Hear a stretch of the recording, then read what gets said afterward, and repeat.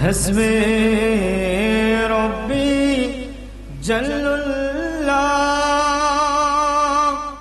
ما في قلبي غير الله حسبي ربي جل الله ما في قلبي غير الله نور محمد صلى الله لا إله إلا الله لا إله لا إله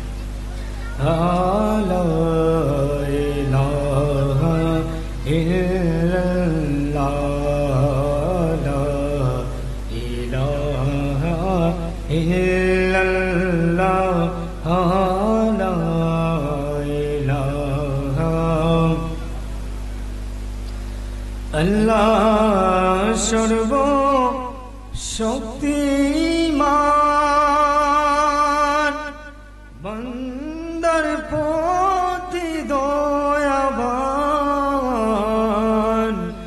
আল্লাহ সর্ব শক্তিমান বান্দার প্রতি দয়াবান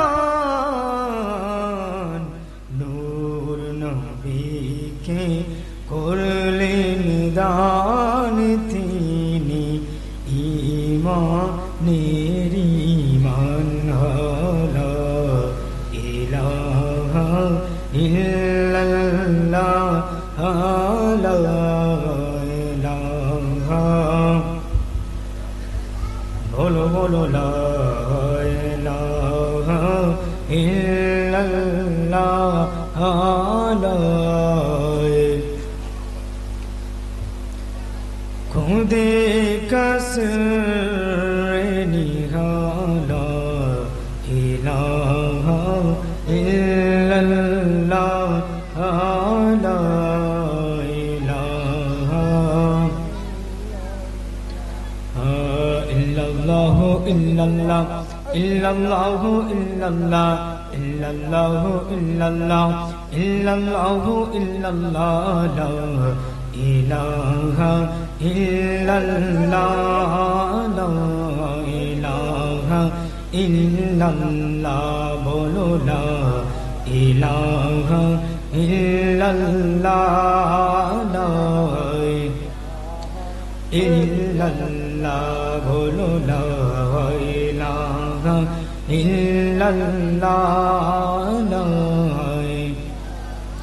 illallah illallah illallah illallah illallah illallah illallah illallah illallah la ilaha illallah la ilaha illallah la ilaha illallah la لا إله إلا الله محمد رسول الله صلى الله تعالى عليه وسلم সম্মানিত হাজরিন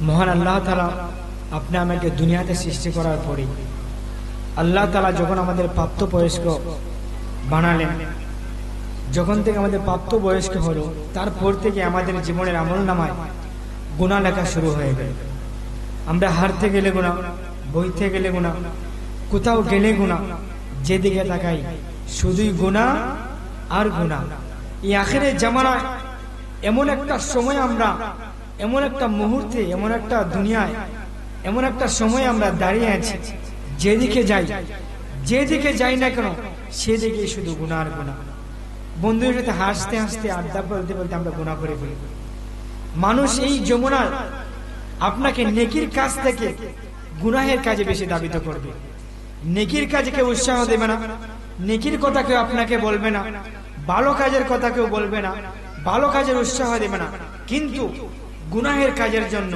উৎসাহ দিবে, এমনকি সাথে পর্যন্ত নিয়ে যাবে। এমন আছে কিনা? এই জন্য এই যমুনা এই মুহূর্তে এসে আমরা এমন এক যমুনায় দাঁড়িয়ে আছি যেই সময়ে যাই করি না কেন শুধু গুনাহ আর গুনাহ। এই জন্য আল্লাহ তাআলা বলেছেন, এই যমুনার লোকেরা এই সময়ে এসে তারা যদি তাদের সাংসারিক সময় থেকে, তাদের দুনিয়াবি সময় থেকে, তাদের পার্সোনাল সময় থেকে, তাদের কাজকর্ম সময় থেকে, পৃথিবীর সমস্ত কাজ শেষে আমি আল্লাহকে যদি একবার বসে এবং মনে মনে আল্লাহর জিকিরে, আল্লাহ নামের জাতি জিকির করতে পারে আর ফানা ফিল্লা হয়ে যায় সেই জিকিরে, আমি আল্লাহ তাআলা যেমন আসমান থেকে বৃষ্টি খুশি হলে, আল্লাহ বেশি খুশি হলে কিন্তু বৃষ্টি জমিনে বর্ষণ করে, তেমনি ভাবে কোন বান্দা যদি আল্লাহ নামের জাতি জিকির করে তখনই আল্লাহ তাআলা ওই বান্দার আমলনামা থেকে বৃষ্টির মতন তার গুনাহগুলা ঝরতে থাকে। বলেন না সুবহানাল্লাহ। আসেন আমরা সেই আল্লাহ নামের জাতি নামের আল্লাহ একটু জিকির করি সবাই মনোযোগ দিয়ে এবং আল্লাহর প্রেমে মশগুল হয়ে মহাব্বতের সাথে জুড়ে জুড়ে কলবের সাথে কলবকে লাগিয়ে আমরা আল্লাহ নামের জাতির জিকির করার চেষ্টা করব। ইনশাআল্লাহ করব তো? সবাই জুড়ে জুড়ে পড়ার চেষ্টা করব। আল্লাহ আল্লাহ আল্লাহ আল্লাহ আল্লাহ আল্লাহ আল্লাহ আল্লাহ আল্লাহ আল্লাহ আল্লাহ। সবাই একসাথে মহব্বতে আল্লাহ আল্লাহ আল্লাহ আল্লাহ জুড়ে আল্লাহ আল্লাহ আল্লাহ আল্লাহ আল্লাহ আল্লাহ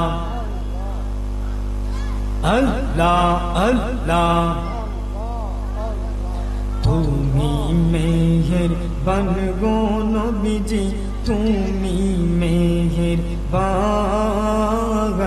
ও নবীজি, তুমি মেহেরবান। আল্লাহ আল্লাহ আল্লাহ। তুমি মেহেরবান গো নবীজি, তুমি মেহেরবান ও নবীজি, তুমি মেহেরবান। আল্লাহ আল্লাহ। মাশাআল্লাহ সবাই একসাথে আল্লাহ আল্লাহ আল্লাহ আল্লাহ। নয়নে একবার দেখিলে, নয়নে একবার দেখিলে জুড়াইতাম পরাগান ও নবীজি, তুমি মেহেরবান। আল্লাহ আল্লাহ। তুমি মেহেরবান গো নবীজি, তুমি মেহেরবান ও নবীজি, তুমি মেহেরবান। আল্লাহ আল্লাহ আল্লাহ আল্লাহ আল্লাহ আল্লাহ। কত কষ্ট করলেন নবীজি উহুদের ময়দান, কত কষ্ট করলেন নবীজি উহুদের ময়দান। দন্দন মুবারক শোভিত করলো, দন্দন মুবারক শোভিত করলো কাফের বেঈমান ও নবীজি, তুমি মেহেরবান। আল্লাহ আল্লাহ। সবাই একসাথে মোহাম্মদ নিয়ে আল্লাহ আল্লাহ আল্লাহ জুড়ে জুড়ে আল্লাহ আল্লাহ আল্লাহ। তুমি মেহেরবান গো নবীজি, তুমি মেহেরবান ও নবীজি, তুমি মেহেরবান। আল্লাহ আল্লাহ আল্লাহ আল্লাহ নয়নে একবার দেখিলে, নয়নে একবার দেখিলে জুড়াইতাম পরাণ। ও নবীজি তুমি মেহেরবান। আল্লাহ আল্লাহ আল্লাহ, তুমি মেহেরবান গো নবীজি, তুমি মেহেরবান। ও নবীজি তুমি মেহেরবান। আল্লাহ আল্লাহ আল্লাহ আল্লাহ আল্লাহ আল্লাহ আল্লাহ আল্লাহ আল্লাহ আল্লাহ আল্লাহ আল্লাহ আল্লাহ আল্লাহ আল্লাহ। আমরা সবাই পাপী গো নবীজি, আপনি দয়াবান। আমরা সবাই পাপী গো নবীজি, আপনি দয়াবান। আপনার দয়া দিয়ে করো আমরার, দয়া দিয়ে করো আমরার মুশকিল হাসান। ও নবীজি তুমি মেহেরবান। আল্লাহ আল্লাহ আল্লাহ। মাশাআল্লাহ, সবাই একসাথে আল্লাহ আল্লাহ আল্লাহ আল্লাহ। তুমি মেহেরবান গো নবীজি, তুমি মেহেরবান। ও নবীজি তুমি মেহেরবান। আল্লাহ আল্লাহ আল্লাহ আল্লাহ আল্লাহ। লা ইলাহা ইল্লাল্লাহ মুহাম্মাদুর রাসূলুল্লাহ সাল্লাল্লাহু তাআলা আলাইহি ওয়াসাল্লাম। সম্মানিত হাজরিন, অত্র এলাকার যুবক ভাইয়েরা, মুরব্বী বাবারা, পর্দানিশীন মা বোনেরা, উপস্থিত হাজিরানি কেরাম, আমি আপনাদেরকে আবারও সালাম দিচ্ছি। আপনারা সালামটুকু গ্রহণ করুন। আসসালামু আলাইকুম ওয়া রাহমাতুল্লাহি ওয়া বারাকাতুহু। আসেন যে রব্বুল ইজ্জত পরওয়ারদিগার আপনি আমাকে দয়া করে, মায়া করে, মোহব্বত করে আজকের এই মাহফিলে আসার এবং বসার তৌফিক দিয়েছেন। আমরা শুকরিয়া আদায় করি আলহামদুলিল্লাহ। কেননা আজকের এই সময়ে, আজকের এই মুহূর্তে আপনি আমার মতো হাজারো মানুষ, হাজারো যুবক হাসপাতালের জমিনে শুয়ে রয়েছে, ঠিক কিনা? গিয়ে দেখেন কত রোগে জ্বালা যন্ত্রণায়, ব্যথায় চিৎকার হাহাকার। কে দেখে কার ব্যথা? আপনি যদি হাসপাতালে যান আপনি নিজেও দুঃখী হয়ে যাবেন, কারণ হাজারো মানুষ সেই ভিড়ে আপনার কষ্ট আর কষ্ট থাকবে না। কারণ পৃথিবীতে সবচেয়ে বড় নিয়ামত হচ্ছে সুস্থতা। আপনি যদি অসুস্থ থাকেন পুরা দুনিয়াটাই অসুস্থ। আপনি যদি রোগা হয়ে থাকেন পুরা দুনিয়াটাই রোগা। আপনি যদি ভালো না থাকেন পুরা পৃথিবী ভালো না। কারণ আপনি সুস্থ থাকলে পুরা পৃথিবী সুস্থ থাকবে। আপনি যখন ভালো থাকবেন তখন পুরা পৃথিবীটাই দেখবেন আপনার কাছে ভালো মনে হচ্ছে, ভালো লাগতেছে, সবকিছুই ভালো লাগবে। যেখানে যাবেন সেখানেই ভালো লাগবে। যদি অসুস্থ থাকেন যত ভালো কিছু আসুক না কেন আপনার ভালো লাগবে না, কারণ এটাই নিয়ম। আপনি যখন অসুস্থ রোগে ভুগতেছেন আপনার জ্বালা আপনিই বুঝবেন। যে জ্বর হয়েছে সেই বুঝে যন্ত্রণা, অন্য কেউ কি বুঝবে? কখনো বুঝবে না। যার ব্যথা হয়েছে সেই বুঝবে ব্যথার কত যন্ত্রণা, অন্য কেউ কখনো সেটা বুঝবে না। এজন্য নিজের ব্যথা নিজেকেই সইতে হবে, নিজের অসুখ নিজেকেই বুক করতে হবে, অন্য কেউ কখনো বুক করতে হবে না, বুক করবে ও না। এজন্য সাহাবায়ে কেরাম রাসূল পাক সাল্লাল্লাহু আলাইহি ওয়াসাল্লামকে ডাক দিয়ে বলেন,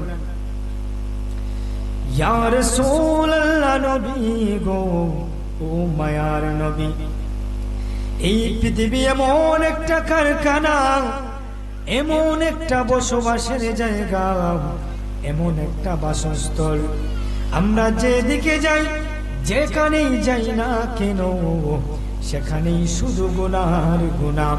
ইয়া রাসূলুল্লাহ, নবী গো, ও মায়ার নবী, আমরা প্রতিদিন যত নেক কাজ করি না কেন, যত ভালো কাজ করি না কেন, যত নামাজ পড়ি না কেন, ইয়া রাসূলুল্লাহ, নবী গো, ও মায়ার নবী, আমরা গুনাহে থেকে বাঁচতে পারি না।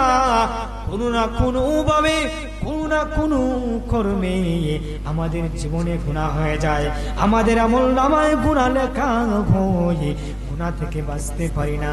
ইয়া রাসূলুল্লাহ, নবী গো, ও মায়ার নবী, আমরা কেমন করে গুনাহ থেকে বেঁচে থাকতে পারিব, গুনাহ থেকে কেমন করে বাঁচবো, আমাদেরকে সেই রাস্তা দেখিয়ে দেন, সেই পথ দেখিয়ে দেন।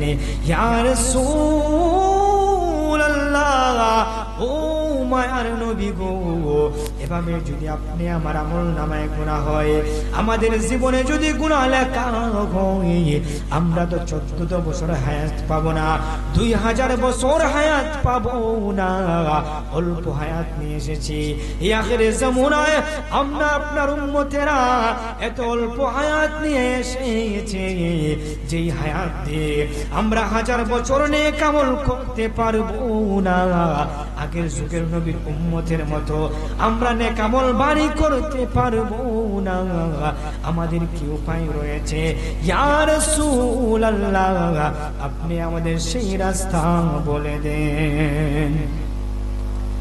আপনি আমার দয়াল নবী ঢাক দিয়ে কই সাহাবারা রে, ও আমার সাহাবারা, ও আমার সাহাবারা, তোমরা শুনে নাও, শুনে নাও, আল্লাহ তাআলা যেমন তোমাদেরকে গুনাহ করার জন্য, পাপ করার জন্য শয়তানকে লেলিয়ে দিয়েছে, তোমাদের পাছন পাছন তোমরা যত জীবন বেঁচে থাকবা এই দুনিয়ার জমিনে, শয়তান তোমাদের পাছু ছাড়বে না, শয়তান তোমাদের জীবন থেকে সরবে না। মনে রাখবে, এই জীবনে তোমাদের পরম শত্রু হলো শয়তান ইবলিস, এই জীবনে তোমাদের যা শত্রু হলো ইবলিস, শয়তান মালাউন। তোমরা যতদিন বেঁচে থাকিবে এই দুনিয়ার জমিনে, ততদিন শয়তান তোমাদের পাছু ছাড়বে না। শুধু তাই নয়, তাই নয়, আল্লাহ তাআলার দরবার থেকে শয়তানকে বরখাস্ত করা হয়েছিল। আমার আল্লাহ তাআলা শয়তানকে যখন জান্নাত থেকে বের করে দিলেন, পাপীদের লিস্টে তার নাম লেখা হলো। শয়তান ওই সময়ে আমার আল্লাহ পাক রব্বুল ইজ্জতকে বলেছিলেন, ও দয়ার আল্লাহ, ও মায়ার আল্লাহ, আপনি শুনে নেন, শুনে নেন, আমি শয়তান শুধু এত বছর ইবাদত বন্দেগী করে আপনার জান্নাতে আমার জায়গা হলো না, আপনিও শুনে নেন, আমি শয়তান এই দুনিয়ার আপনার যত বান্দা রয়েছে, আমি শয়তান আপনার কোন বান্দাকে জান্নাতে প্রবেশ করতে দেব না। শুধু তাই নয়, তাই নয়, শয়তান যখন আল্লাহর দরবারে কসম কেড়ে আসিলেন, আমার আল্লাহ পাক বলেন, তুমি শুনে নাও রে শয়তান, তুমি শুনে নাও, তুমি যত গুনার দিকে আমার বান্দাকে দাবিত করো না কেন, যত পাপে ডুবাও না কেন, যদি আমার বান্দারা আমাকে স্মরণ করে আমি আল্লাহর রাস্তায় ফিরে আসে, আমাকে সেজদা করে আমার কাছে নত হইয়া আমার দরবারে এক ফোঁটা চোখের পানি ফেলিয়া আমি আল্লাহকে যদি আল্লাহ বলে ডাক দেই রে, আমি আল্লাহ তাআলা ওই বান্দার জীবনে যত গুনাহ থাকুক না কেন, আমি আল্লাহ তাআলা তার জীবনের গুনাহ মাফ করে দেব। আর যদি বলবেন না সুবহানাল্লাহ। এত দয়াল আল্লাহ পেয়েছি, এত মায়ার আল্লাহ আমরা পেয়েছি, যিনি আমাদেরকে, আমরা এত পাপ করি, এত গুনাহ করি, যদি আল্লাহ তাআলা আমাদের এই গুনাহের কারণে সাথে সাথে গজব দিয়ে ধ্বংস করতেন, তাহলে কি আমরা পৃথিবীতে থাকতে পারতাম? কখনোই পারতাম না। আমাদের আমলনামায় এমন গুনাহ রয়েছে, এমন পাপ রয়েছে। আমাদের মা যদি আমাদের গুনাহ জানতো, সন্তান বলে স্বীকার করতো না। বাপ যদি গুনাহ জানতো, সন্তান বলে স্বীকার করতো না। এই পৃথিবীর বন্ধু বান্ধব যদি আমাদের গুনাহ জানতো, বন্ধু বলে স্বীকার করতো না।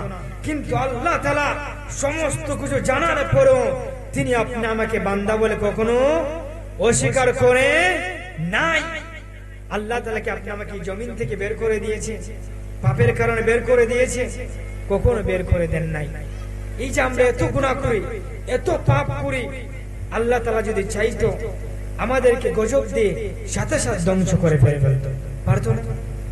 অবশ্যই পারতো, কিন্তু আল্লাহ তাআলা সেটা করে নাই। কারণ তিনি আমাদের সুযোগ করে দিয়েছেন, সুযোগ দিতেছেন যেন আমরা ইহদিনাস সিরাতিল মুস্তাকিম পথে চলে আসতে পারি। আপনি আমার জীবনে গুনাহ থাকবে, পাপ থাকবে, কারণ সেটার পরেও যদি আমরা আল্লাহর পথে ফিরে আসি, আল্লাহর রাস্তায় ফিরে আসি, আপনি আমার আমলনামার গুনাহ মাফ করার মালিক কে? কবুল করার মালিক কে? এই যে আমরা নামাজ পড়ি, রোজা রাখি, হজ করি, যাকাত দেই, এগুলো কবুল করার মালিক কে? আল্লাহ তাআলা। এই যে আমরা নামাজ পড়ি, কবুল হচ্ছে কি হচ্ছে না আমরা কি সেটা জানি? সেটা কবুল করার মালিক কে? আল্লাহ তাআলা। আমরা পৃথিবীতে যত ভালো কাজ করি না কেন, সেটা কবুল করার মালিক কে? আল্লাহ তাআলা। এই যে আমরা অনেকে বলি যে ভালো কাজ করলে আল্লাহ আমাদের কি দেয়, কি দিবেন, সেটা তো আমরা দেখি না। দেখতে পাবেন যেদিন মরে আপনি কবরে চলে যাবেন, সেদিনই দেখতে পাবেন। আর সেই ভালো কাজের কর্ম আর ভালো কাজের ফল কাল হাসরের ময়দানে আপনাকে দেখানো হবে, ঠিক কিনা? তাহলে আপনি আমি যে এই পৃথিবীতে অল্প হায়াত নিয়ে এসেছি, অল্প সময় নিয়ে এসেছি, তাই সাহাবায়ে কেরাম রাসূলের পাক হুজুরকে জিজ্ঞাসা করলেন, ইয়া রাসূলুল্লাহ, এই অল্প সময়ে, এই অল্প যমুনা আদম আলাইহিস সালামের উম্মতেরা 1000 বছর নেক আমল করার সুযোগ পেয়েছে। 1000 বছর যাদের আমল ছিল, 1500 বছর তারা হায়াত পেয়েছে। তারা এত হায়াত, এত লম্বা হায়াত পেয়েছে, এত লম্বা জিন্দেগানি নেক আমল করেছে। আমরা কি অল্প হায়াত নিয়ে তাদের সমান নেক আমল করতে পারবো? তখন রাসূল পাক সাল্লাল্লাহু আলাইহি সাল্লাম নিস্তব্ধ হয়ে গেলেন। আল্লাহর পক্ষ থেকে জবাব আসলো, হে রাসূল, আপনি চিন্তা করবেন না, যদি আপনার উম্মতেরা অল্প সময় হায়াত পেয়েছে, অল্প সময় জিন্দেগানি পেয়েছে, তারা যদি অল্প সময়কে কাজে লাগিয়ে নেক আমল করতে পারে, এই অল্প সময়ের নেক আমলকে আমি 1000 বছর নেক আমলে পরিণত করে দেব। বলুন না সুবহানাল্লাহ। আল্লাহ তাআলা এমন এমন রাত আমাদের মধ্যে দিয়েছেন, যেমন লাইলাতুল কদরের রাত দিয়েছেন, যে 1000 মাসের চেয়েও উত্তম। যেমন শবে বরাত দিয়েছেন, লাইলাতুল বরাত, সেই বরাতে আপনি আমি নেক আমল করলে 1000 বছরের নেক আমলের চেয়েও উত্তম। এজন্য আল্লাহ তাআলা আমাদেরকে এমন এমন রাত দান করেছেন, যেই রাতগুলোতে আপনি আমি নেক আমল করলে আল্লাহ তাআলা আমাদেরকে 1000 বছর নেক আমলের আমলনামায় আপনি আমার লিখে দিবেন। বলেন না সুবহানাল্লাহ। এজন্য চিন্তা করবেন না। সাহাবায়ে কেরাম যখন জিজ্ঞেস করলেন, ইয়া রাসূলুল্লাহ, মায়ার নবী গো, ও দয়াল নবী, আমরা প্রতিদিন কোনো না কোনো ভাবে গুনাহ হয়ে যায় আমার দ্বারা, আমরা গুনাহ থেকে বাঁচতে পারি না, সেই গুনাহগুলোকে আমলনামা থেকে কেমন করে পরিষ্কার করিব, সেই রাস্তা আপনি আমাদের বলে দেন। রাসূল ডাক দিয়া কই, সাহাবারা রে, ও সাহাবারা, তোমরা শুনে নাও, আল্লাহ তাআলা বলে দিয়েছেন, পৃথিবীর কোন মানুষ যদি দৈনিক 5 ওয়াক্ত নামাজ পড়ে, আমার আল্লাহ তাআলা কোন মানুষ যদি দৈনিক 5 বার গোসল করে, তার আমলনামায় দৈনিক 5 বার যদি গোসল করে, তার শরীরে যেমন কোনো ময়লা থাকবে না। আল্লাহ তাআলা বলে দিয়েছেন, কোন মানুষ যদি দৈনিক 5 ওয়াক্ত নামাজ পড়ে, সে যত গুনাহ করুক না কেন, যত পাপ করুক না কেন, যত কবিরা সগীরা যত গুনাহ রয়েছে, যত গুনাহ করুক না কেন, আল্লাহ তাআলা তার জীবনের তার আমলনামার প্রতিদিনের গুনাহ প্রতিদিন মাফ করে দেবে। আর জোরে বলবেন না সুবহানাল্লাহ। সাহাবারা ডাক দিয়া কই, ইয়া রাসূলুল্লাহ, ও মায়ার নবী গো, ও দয়াল নবী, আমরা যদি 5 ওয়াক্ত নামাজ পড়ি গো, সেই 5 ওয়াক্ত নামাজের বিনিময়ে যদি আমাদের আমলনামা থেকে গুনাহ মাফ হয়ে যায়, যদি গুনাহ মাফ হয়ে যায়, এই আমলের চেয়ে সর্বোত্তম আমল আর দেখি না। ইয়া রাসূলুল্লাহ নবী গো, ও মায়ার নবী, আমাদের জীবনের সর্বোত্তম রাস্তা হলো সেটা নামাজের রাস্তা। ইয়া রাসূলুল্লাহ, ইয়া হাবিবাল্লাহ, ও মায়ার নবী গো, ও দয়াল নবী, আমরা উম্মতেরা এই পৃথিবীর জমিনে অতি অল্প হায়াত নিয়ে এসেছি, আর কোন নেক আমল করিলে 1000 বছরের নেক আমল পাবো কিনা।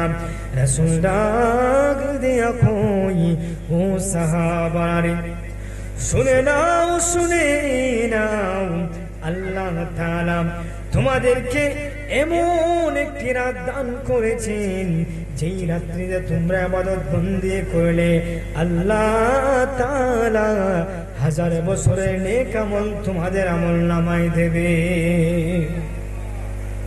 শুধু তাই নয়, এই আখিরি জামানায় এত কঠিন সময় আমরা বসবাস করতেছি, এমন কঠিন সময় আমরা এসে দাঁড়িয়েছি। রাসূল পাক সাল্লাল্লাহু আলাইহি ওয়াসাল্লাম 1500 বছর আগেই বলে দিয়েছিলেন, এমন একটা সময় আসবে, এমন একটা মুহূর্ত আসবে, আমার উম্মতেরা যেমন জ্বলন্ত আগুনের আংরা হাতের তালুর মধ্যে রাখা কষ্টদায়ক হয়ে যাবে, তেমনি ভাবে ঈমান টিকিয়ে রাখা তাদের তার চেয়েও দ্বিগুণ কষ্ট হয়ে যাবে। আমরা সেই সময়ে এসে দাঁড়িয়ে গিয়েছি।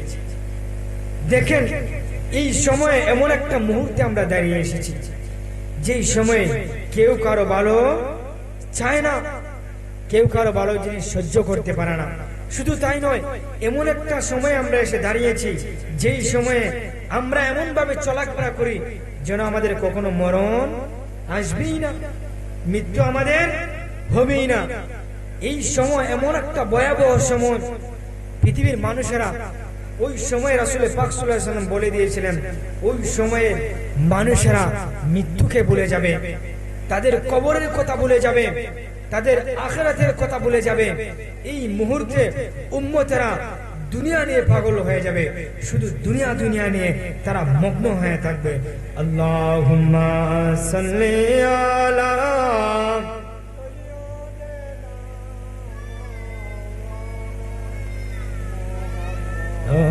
ওয়ালা আলি সাইয়্যিদিনা মাওলানা মুহাম্মদ। আল্লাহুম্মা সাল্লি আলা সাইয়্যিদিনা মুহাম্মদ ওয়া सैयदना मौलाना एक दिन तुम्हार डाका शिबे बारी गोर चारीते एक दिन तुम्हार डाका शिबे बारी गोर चारीते आपन पोशाक खुले खुले সাদা কাফন পরিতে আল্লাহুম্মা সাল্লি আলা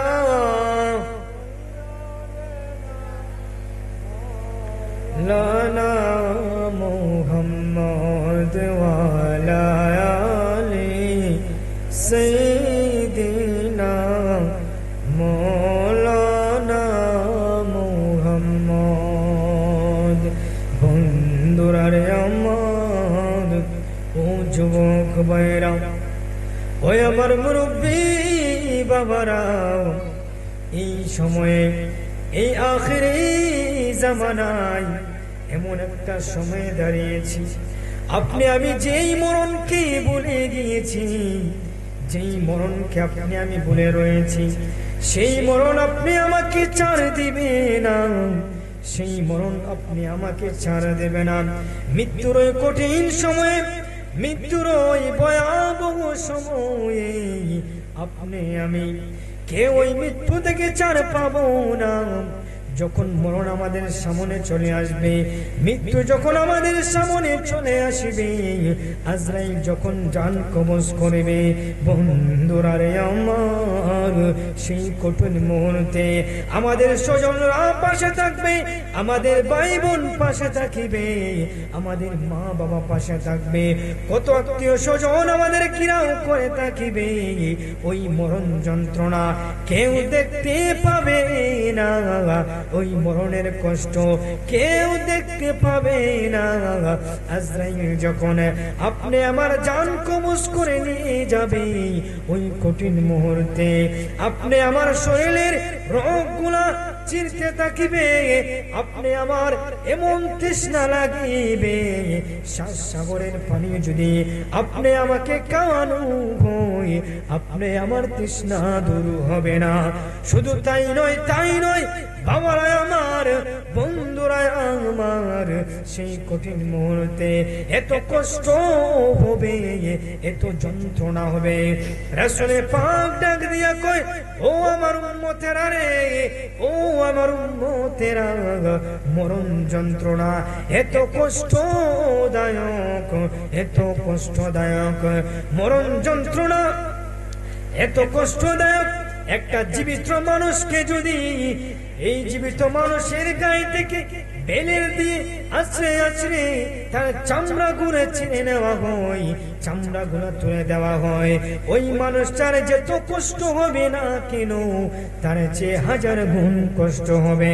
শুধু তাই নয়, তাই নয়, এই মরণ যন্ত্রণা এত এত কঠিন, এত যন্ত্রণাদায়ক, পৃথিবীর মানুষ যদি জানিত, সেই কখনো মরণকে বলে যেত না। শুধু তাই নয়, তাই নয়,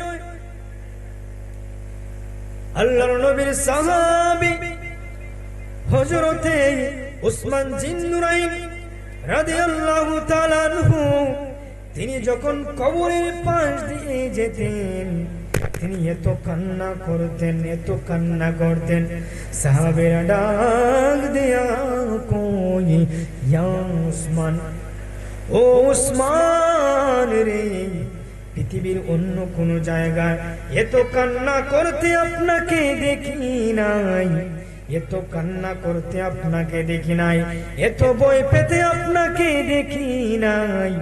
আপনি যখন কবরের পাশ দিয়ে গমন করেন, যখন কবরের পাশ দিয়ে আপনি চলমান হন, যখন কবরের কাছে যান, আপনি এত কান্না করেন, এত কান্না করেন, যে কান্নায় ভিজে ভিজে আপনার দাড়ি মুবারক ভিজে, আপনার গায়ে চাদর ভিজে, আপনার জামা ভিজে, কবর পর্যন্ত ভিজে যায়। ও ওসমান রে, এত কান্না করার মানে কি? ওসমান ডাক দিয়া কই, ও আমার সাহাবী ভাইরা রে, তোমরা শুনে নাও, আল্লাহর নবী বলেছেন, পৃথিবীর মাঝে যদি, পৃথিবীর মধ্যে কোন যদি ভয়ঙ্কর জায়গা হয়, ভয়ঙ্কর জায়গা হয়, কবরের চেয়ে আর এত ভয়ঙ্কর জায়গা আল্লাহর নবী আর কোন স্থানকে বলে না। বলবেন না সুবহানাল্লাহ? কবর এত একটা ভয়াবহ জায়গা, যেটাকে আমরা সহজভাবে মেনে নিয়েছি, সহজ মনে করতেছি। মনে রাখবেন, এই কবরে যেদিন যাবেন,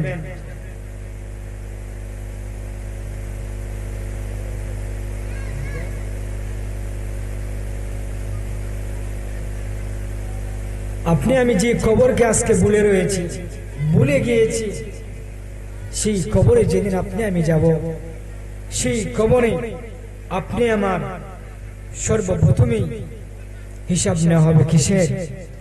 নামাজের। ওয়াকিমুস সালাতা ওয়া আতুজ যাকাত।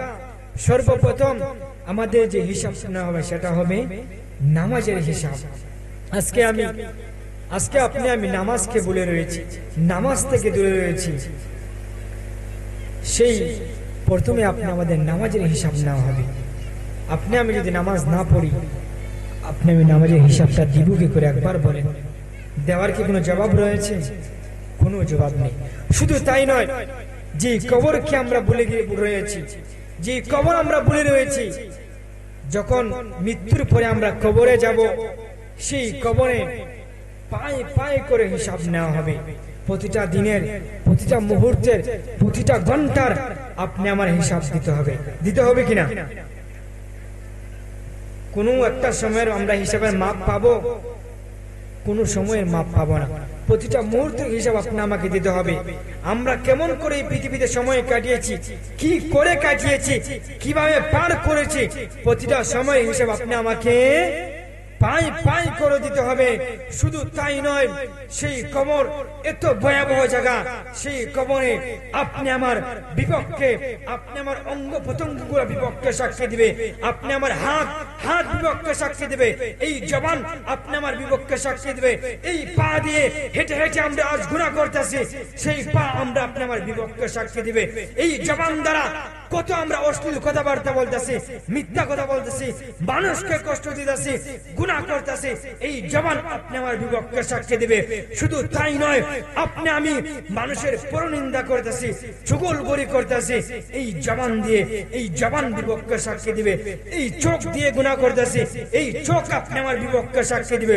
শুধু তাই নয়, মাথা থেকে পা পর্যন্ত যত অঙ্গ প্রত্যঙ্গ রয়েছে সবগুলো আপনি আমার বিপক্ষে সাক্ষী দিবে। কাকে আপনি আপন পাবেন? আপন রয়েছে কেউ, যাদেরকে আমরা আপন মনে করি, কেউ আপনি আমার আপন নয়। এজন্য আপন আপন ভেবে পৃথিবীকে উৎসর্গ করে দেবেন না। আপন আপন ভেবে নিজের সময়গুলো অপচয় করবেন না। আপন আপন ভেবে আপনি আমার সময়গুলাকে আমরা অযথা কাটিয়ে দেব না। যে যতটুকু পারবেন আপনি আমার পৃথিবীর সমস্ত কাজকর্ম শেষে, দুনিয়াবী কাজকর্ম শেষে আমরা যেন আল্লাহকে একটু হলো দৈনিক প্রতিদিন কিছু না কিছু সময় আল্লাহকে দিতে পারি। সবাই বলে আমিন, বিজয়হীন নবীল আমিন। আল্লাহ তাআলা আপনি আমাকে যেন বুঝার তৌফিক দান করেন। শুনেন, আপনি আমি একদিন এই পৃথিবীতে থাকবো না, কেননা আমাদের পূর্বপুরুষগণ, আমাদের হাজার আত্মীয় স্বজন রয়েছিল, কেউ এই পৃথিবীতে থাকে নাই, কেউ আমরা থাকার জন্য আসি নাই। সবাই একদিন এই পৃথিবী ছেড়ে আমরা চলে যাব, সবাই একদিন আপনি আমাকে মরতে হবে। এজন্য আপনি আমাকে যত তাড়াতাড়ি সম্ভব ওই কবরের জন্য পুঁজি করতে হবে, ওই হাসরের জন্য আপনি আমাকে বেশি বেশি করে নেক আমল করতে হবে। কারণ মরলে পরে এই পৃথিবীতে কেউ আর আপন নয়। আপনি আমি যতটুকু ভালো কিছু করে যাব ততটুকু আপনি আমার সাথে যাবে।